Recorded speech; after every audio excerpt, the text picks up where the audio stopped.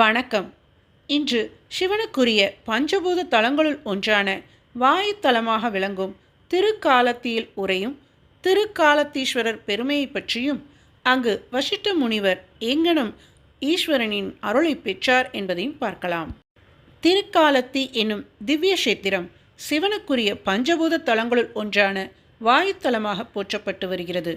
இத்திருக்காலத்தியை தென்கைலை என புராணங்கள் சிறப்பித்து கூறுகின்றன. வசிட்டமா முனிவரது புத்திர சோகத்தை போக்கி அருள் பாலித்த புண்ணிய தலம்தான் ஸ்ரீகாலத்தி. கள்ளங்கபடமின்றி முரட்டு பக்தியுடன் பரமேஸ்வரனை பூஜித்து வந்த திண்ணன் என்ற வேடுவன் பரமனுக்காக தன் கண்களையே பறித்து அப்பியதால் கண்ணப்ப நாயனார் என்று அழைக்கப்பெற்று முக்தியடைந்து சிவனடியாருள் சிறப்பான இடத்தை பெற்றிட செய்த மகத்துவம் வாய்ந்த தலம் இது. தேவர்களுக்கும் முனிவர்களுக்கும் மட்டுமின்றி தன்னை உண்மையான அன்புடன் பூஜித்து வந்த சிலந்தி, பாம்பு, யானை போன்ற ஜீவராசிகளுக்கும் எம்பெருமான் கருணை காட்டி மோட்சமளித்த திருத்தலமே திருக்காலத்தியாகும். நக்கீரரது பிணி அகற்றி பட்டினத்தடிகளால் பாடல் பெற்ற ஸ்தலமாகும். மகாதேவனே நேரில் திருவிளையாடல் புரிந்து அவரது ஆணையின்படி யாதவ மன்னரால் திருக்கோவில் பெற்ற முக்தித்தலம் இதுவாகும். இனி இங்கு அந்த ஈசன் வசிட்ட முனிவருக்கு எங்கனம் அருள் பாலித்தார் என்பதை பார்க்கலாம். மகரிஷிகளில் வசிட்ட மாமுனிவர் சிறந்தவராவார். புலனடக்கமும் கட்டுப்பாடும் மிகுந்தவர். அவர் அறியாத பொருளே இல்லை எனலாம். முழுமையும் அறிந்த ஞானி, தவ வலிமை பெற்றவர். நிறைகுடமாக திகழ்ந்த வசிட்டருடன் போட்டியிட துணிந்தார் விஸ்வாமித்திரர். அரச குலத்தில் உதித்த போதிலும் அந்தணர் உள்ளம் படைத்தவராக நீண்ட நெடிய போராட்டத்தை நடத்திய ராஜரிஷிதான் விஸ்வாமித்திரர். சிறிது காலம் நாட்டை ஆண்டு பின்னர் தவக்கோலம் பூண்டு பல சாதனைகளை புரிந்த மாமுனிவர் அவர். விஸ்வாமித்திரர் அரசாட்சி புரிந்து வந்த காலத்தில் ஒரு நாள் அவர் தனது பரிவாரங்களுடன் வேட்டையாடுவதற்கு கானகத்திற்கு சென்றார். நீண்ட நெடிய நேரம் பல கொடிய மிருகங்களையெல்லாம் வேட்டையாடி அழித்தார்.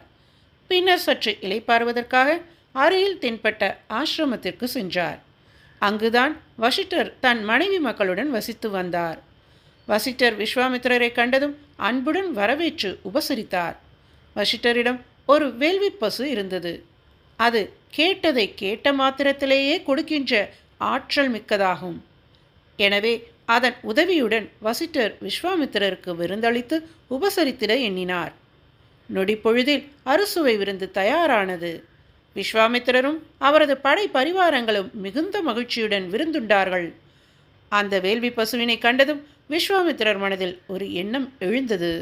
காட்டில் கடுந்தவம் புரியும் வசிட்டருக்கு இத்தகைய ஆற்றல் படைத்த பசு எதற்கு? அது பாராலும் தம்மிடம் இருந்தால் மக்களுக்கு மிகவும் பயன்படும் அல்லவா என்ற எண்ணத்துடன் சற்று பொறாமையும் தலை தூக்கியது. அவர் வசிட்டரிடம், முனிவரே, தாங்கள் எம்மிடம் காட்டிய அன்பிற்கு மிகுந்த நன்றி. இந்த நடுக்காட்டில் தாங்கள் செய்த உதவியை என்றும் மறக்க மாட்டோம். ஆனால் ஒரு வேண்டுகோள். கானகத்தில் தவக்கோலத்தில் தெய்வ சிந்தனையில் காலத்தை கழிக்கும் தங்களிடம் இத்தகைய அற்புத சக்தி படைத்த பசு எதற்கு? இப்பசு என் போன்ற நாடாளும் மன்னரிடம் இருந்தால் அதனால் நாடே மிகுந்த பயன் பெறும். மக்களும் பெரிதும் மகிழ்ச்சி அடைவார்கள். எனவே தாங்கள் அப்பசுவை எனக்கு அளித்தால் அதற்கு பதிலாக தாங்கள் எதை கேட்டாலும் அதனை தருவதற்கு நான் காத்திருக்கிறேன் என்றார் விஸ்வாமித்திரர். ஆனால் வசிட்டர் அவ்வேண்டுகோளுக்கு இணங்கவில்லை. எனவே விஸ்வாமித்திரர் கடுஞ்சினத்துடன் தலைநகருக்கு புறப்பட்டார். வசிட்டரிடமுள்ள வேள்வி பசுவை எப்படியாவது அடைய வேண்டும் என்ற எண்ணம் விஸ்வாமித்திரருக்கு நாளுக்கு நாள் அதிகமானது. அதற்காக அவர் பல முயற்சிகளை மேற்கொண்டார். ஆனால் வசிட்டரிடத்தில் அவை யாவும் பயனற்று போயிற்று. கடைசியில் விஸ்வாமித்திரரே நேரில் சென்று அப்பசுவினை பிடித்திட முனைந்தார். அப்பொழுது வசிட்டரின் 100 புதல்வர்களும் அவரை விடாமல் வழிமறித்தனர். விஸ்வாமித்திரரிடம் வலிமையான ஆயுதங்கள் இருந்தன. ஆனால் வசிட்டரின் புதல்வர்களிடம் ஆயுதங்கள் எதுவும் இல்லை. மேலும் அவர்கள் கொல்லா நெறியினை கடைபிடிப்பவர்கள். எனவே குறுக்கே வந்த 100 பேர்களையும் விஸ்வாமித்திரர் வதைத்து விட்டார். வசிட்ட முனிவரால் புத்திர சோகத்தை தாங்கிட இயலவில்லை. அத்துயர நெருப்பிலிருந்து விடுபட மரணம் ஒன்றுதான் மார்க்கம் என கருதிய வசிட்டர் மலையின் உச்சிக்கு சென்று அங்கிருந்து கீழே குதித்து விட்டார். ஆனால் பூமாதேவி வசிட்டரை கீழே விழுந்து விடாமல் தன் கரங்களில் ஏந்தி காப்பாற்றினாள். வாழ்க்கையில் வெறுப்படைந்திருந்த வசிட்டரை பூமாதேவி அன்புடன் அரவணைத்து, பிள்ளாய், புதல்வர்களை இழந்துவிட்டோமே என்ற துயரத்தில் தற்கொலை செய்து கொண்டால் பிறத்தல் இறத்தல் என்ற பிரச்சனைகள் தீர்ந்துவிடுமா? இது மிகவும் தகாத செயலாகும். நீ அந்த பசுபதியை வணங்கி வழிபட்டு வா. ஜீவன் முக்தி சித்திக்கும், வீடு பேறு பெறுவாய் என அருள்வாக்கு கூறி மறைந்தாள். பூமாதேவியின் ஆணையின்படி வசிட்டர் பரமசிவனை நோக்கி கடுந்தவம் புரியத் தொடங்கினார்.